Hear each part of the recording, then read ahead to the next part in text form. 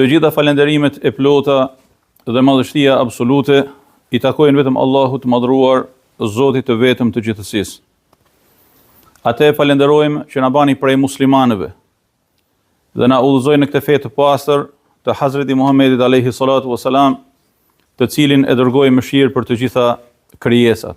Pastaj i lutem Allahut azza wa jall me i pranu adhurimet tona edhe me na udhëzu drejt më të mirës në këtë botë, edhe me na bë prej burrave të Kur'anit, ata të cilët i përmend në shumë vende në Kur'anin familart si njerëz të besës, e njerëz që janë qëndrestar përballë zullumeve me të cilat përballen në jetën e tyre të përditshme.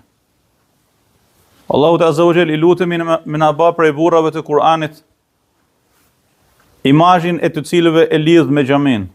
Dhe xhamia është shtëpi prej shtëpive të Allahut. Dhe detyra e burrave të Kur'anit është angazhimi për mirëmbajtjen e xhamive të Allahut, pasi i kanë ndërtuar ata me përkushtim të madh e me zemër të pastër. Nga ky mimber i kësaj xhamie shekullore e në praninë tuaj të dashur dhe të shtrenjtë vëllezër dhe zotëni të mi, i dërgojmë salavate dhe selame pambarimisht Hazreti pejgamberit ton alayhi salatu wassalam, i cili punën e parë që bani kur erdhi në Medinën e ndriçuar ishte ndërtimi i xhamisë. Përzgjedhja e një vendi për ndërtimin e xhamisë. Duke na mësuar me këtë se xhamia është qendra e organizimit të krejt të mirave në shoqërinë njerëzore. Duke na mësuar me këtë se xhamia është pikë referimi për muslimanin kudo që të jetë. Prandaj, gjithë secili prej nesh kur udhëton dhe shkon në një vend, sidomos në vende ku nuk ka xhami dhe nuk ka minare, interesohet për të gjetë një faltore ku ta fal namazin e tij. Shkojmë në Perëndim dhe hymë në këto mjetet e reja tashmë, këto rrjetet sociale, e në këto programet e ndryshme dhe kërkojmë dhe ti habitesh kur shese në shumë vende edhe për rreth teje ka faltore pafund. Sidomos po të shkosh në Londër apo në çdo qytet prej qyteteve të Anglisë në veçanti, ku kemi edhe shumë prej vëllezërve dhe miqve të zemrës të kësaj zone, do t'i gjesh disa lagje, disa vende, a thu se je në një vend islam, vetë se mungojnë minaret. Do është një hapësinë më të vogël se sa kjo zonë ku jemi, do të gjesh me tjetra faltore. Xhamia e shqiptarëve, xhamia e arabëve, xhamia e këtij, xhamia e atij, walillahil hamd. Të dashur dhe të shtrenjtë. Në Kur'anin familjar ka 2 ajete në mesin e shumë të tjerave që na nxisin edhe na tërheqin vëmendjen drejt marrëdhënies së njeriu me xhamin, shtëpinë e Allahut azza wa jall. Në ajetin e parë, në ajetin e 18 të surës Tobe, Allahu subhanahu wa ta'ala na tregon për nderin e madh që i ka bërë disa njerëzve të cilët janë përkushtuar atij me ndërtimin e xhamisë. Edhe ky është modeli i baballarëve tuaj dhe gjithë secilit për jush në këtë tokë dhe në këtë vend. Innama ya'muru masajid Allahi man amana billahi wal yawmil akhir wa aqama as-salata wa ata az-zakata wa lam yakhsha illa Allah. 5 cilësi të atyre burrave të cilët ndërtojnë xhamit dhe i mirëmbajnë xhamit. E para, ata të cilët besojnë në Allahun, në jetën e përtejme, që e falin namazin, që e japin zekatin dhe nuk i frigohen kujt përveç Allahut. Subhanallah, dhe po ti shohësh këto cilësi dhe ti krahasosh me realitetet të shumta me të cilat ne përballemi, për të mbrojtur një vakëf, a për të ndërtuar një xhami, thu la ilaha illallah. Sa i urdhësh Allahu azza wa jall, i cili din gjithçka dhe na ka para përgatit për çdo gjë. Në përballje për të ruajtur një vakëf, patjetër që ti duhesh me e pas këtë cilësi të pesën prej tyre. Walam yakhsha illa Allah, që nuk i frigohet kujt përveç Allahut. Në rrugën për të ruajtur vakëfet tona e për të ndërtuar xhamit tona, nuk duhet me utut përpara krejt botës. Edhe nëse të vinë përpara si shejtani i mallkuar me krejt haborrat e tij. Laysa alayka sultanun ala alladhina amanu wa ala rabbihim yatawakkalun.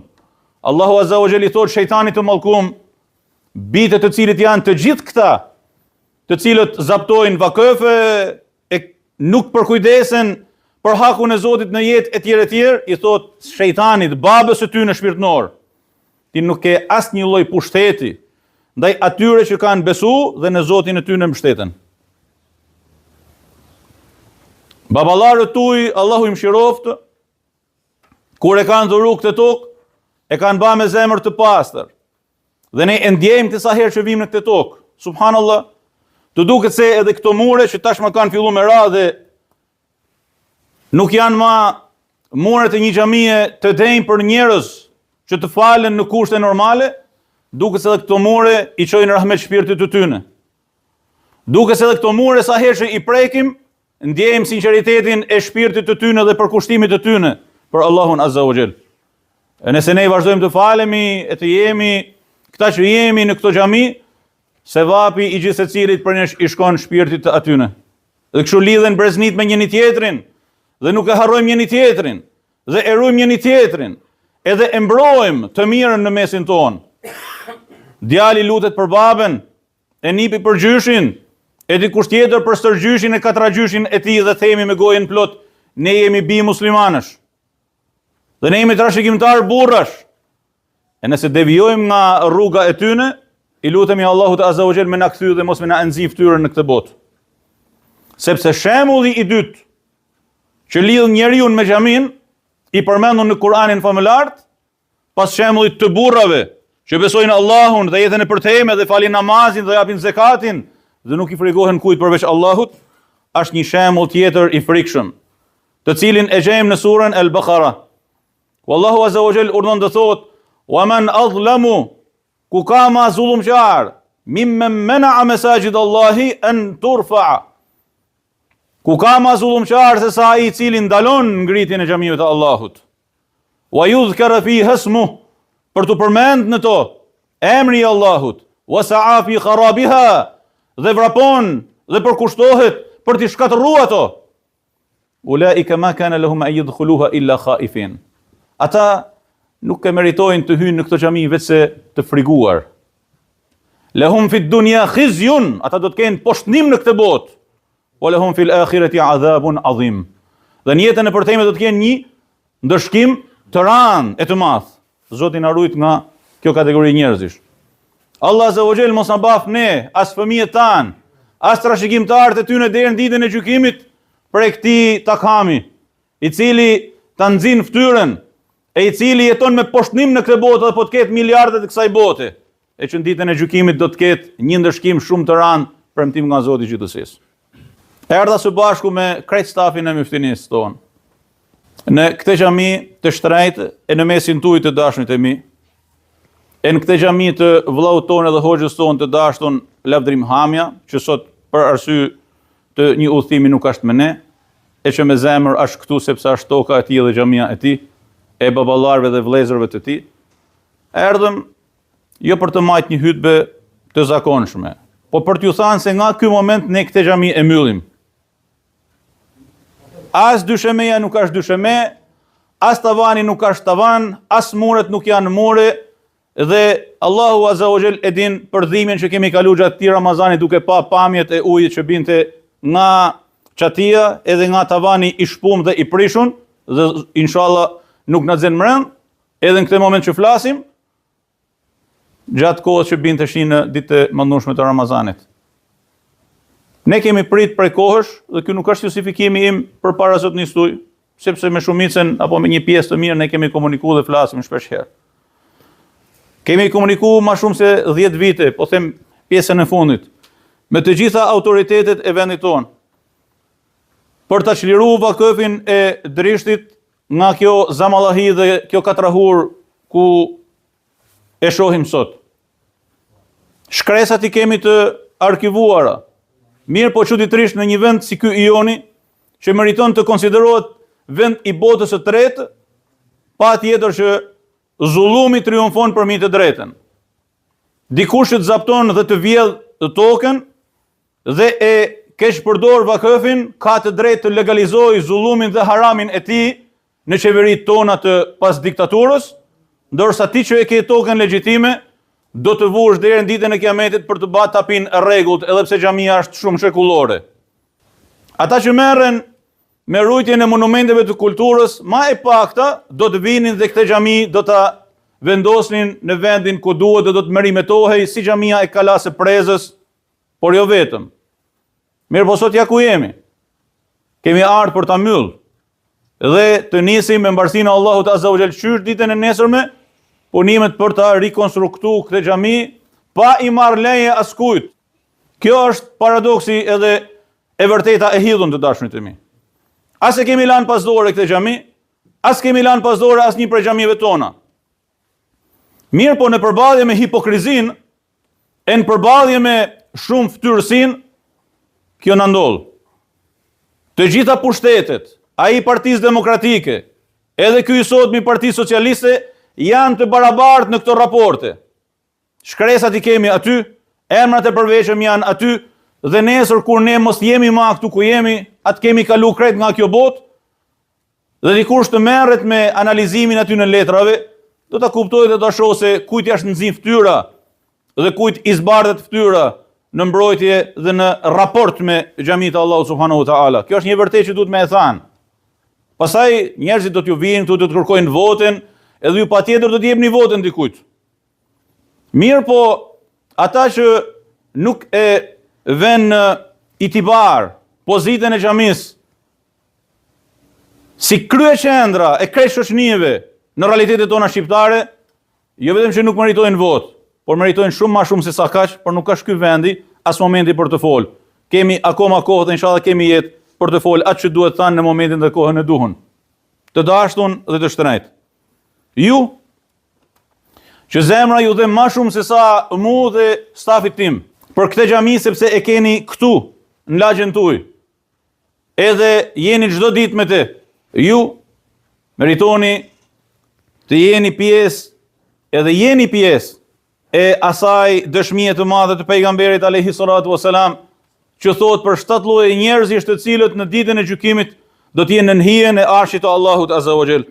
Ka thënë washabun nasha'a fi ibadati rabbih, një djalë i ri i cili ka nis rrugëtimin e jetës së tij në adhurimin e Zotit të tij. Ja shikoni djemt e ri mashallahu taala. Shikoni baballarët. Shikoni zotnit ton fisnik me flokë të bardha, por shikoni nipat e tyne dhe djemt e tyne, që jeni ju. Djemt të ri të cilët kanë nis jetën e tyne në xhami. Njësoj si baballarët tuaj që e kanë nis jetën e tyne në xhami, për të kenë njerëz të ndershëm, për të kenë njerëz të pastër, për të kenë qytetar model, për të kenë shenja dhe simbole të fisnikërisë edhe bujarisë edhe qytetarisë edhe besimit edhe njerëzillekut kudo që janë, e me këto që janë. Pastaj thot wa rajulun qalbuhu mu'allaqun fil masajid, edhe një burrë, një person i cili zemrën e tij e ka të lidhur për xhaminë e Allahut azza wa jall. Këta do të jenë nesër në mesin aty në 7 lloje njerëzish që do të rrinë në hijen e arshit të Allahut azza wa jall. Një person që e ka zemrën e lidhur për xhami, një person që e ka nis jetën e tij në xhami, si mendoni? Kjo është tregtia me Allahun azza wa jall. Kjo është tregtia e sinqeritetit dhe pastërtisë dhe e ndershmërisë me Allahun azza wa jall. A mendoni se do të humbë ndonjëri prej nesh që e bën këtë? Jo kurse si. Sa është me Zotin e gjithësisë. Dhe Allah subhanahu wa taala as ka nevojë për ne, as për xhamit tona, as për adhurimet tona, mirë po na ka ftuar drejt tyne për të jetuar ne me dinjitet, edhe me krenari dhe paqe të bardhë, ndërkohë që dikush tjetër, jo shumë larg nesh, ka zgjedhur me jetu me faqe të zezë, e i zhytur në llumin e alkoolit, edhe çthurjes njerëzore dhe imoralitetit, se kush e kalon ditën e tij i zhytur në duhmen e rakis, por jo vetëm, patjetër që i është deh mendja dhe zemra dhe i ka humbur shpirti, Allahu e udhëzov dhe e ktheft. Të dashtun dhe të shtrenjtë, i shkroi Hazreti Salman al-Farisi, vllaut edhe mikut edhe shokut e tij të ngushtë, sahabiut të dashur Hazreti Ebu Dardas, i shkroi një letër dhe i tha: "Ya akhi, o vllaim, li yakun al-masjidu baytak." Le të jetë xhamia shtëpia e jote. Pra bane xhamin shtëpinë tënde, mos u ndaj nga xhamia domethënë. Sepse e kam dëgjuar pejgamberin alayhi salatu wasalam duke thënë: "El masjidu baytu kulli taqi." Xhamia është shtëpia e çdo njeriu të devotshëm. Sikurse mejhanat edhe pjetorët janë shtëpitë e njerëzve që nuk e kanë këtë cilësi. Dhe nuk e kanë këtë veçori. E me det, e ingrati ai I cili e ngre me I hanën mbi tokën e vjedhun të Vakufit. Edhe mendon se duke vrapu për të legalizu haramin e tij, tek si soji I tij në pushtet, do të ketë bereqet dhe do të ketë mbarësi dhe bekim. Po nesër kur t'i myllin syt, ai person që rrin në këtë rrugë, ai dhe si soji I tij, për atyre që firmosin haramet, pasha hakun e Allahut Azza wa Jell, të ngratët dhe të mirët ata në varr para se të mrinë në llogarinë e ditës së gjykimit. El mesjidu bejtu kulli taqi, xhamia është shtëpia e çdo të devotshmi, wa qad damina Allahu liman kanat al masajidu buyutuh, dhe Allahu I madhruar I ka garantu atij që xhamit janë shtëpitë e tij, ar-ruha war-rahmata wal-jawaza ala sirat. Knatësinë shpirtërore, knatësinë e shpirtit, prehjen e shpirtit, mëshirën që I mbulon ata që vinë në xhami dhe kalimin në urën e siratit. Ne e duam xhamin. Ne jemi të xhamis. Jemi nxit për të ardhur në xhami, madje na e ka bë namazin me xhamat më të dashtun duke na thënë se sevapi I tij është 27 në raport me aq ti e fal tek pull në shtëpinë tënde, një sevap. A 27 si për të na thënë se e jeni dhe frekuentoni xhamit dhe mos I lani xhamit bosh.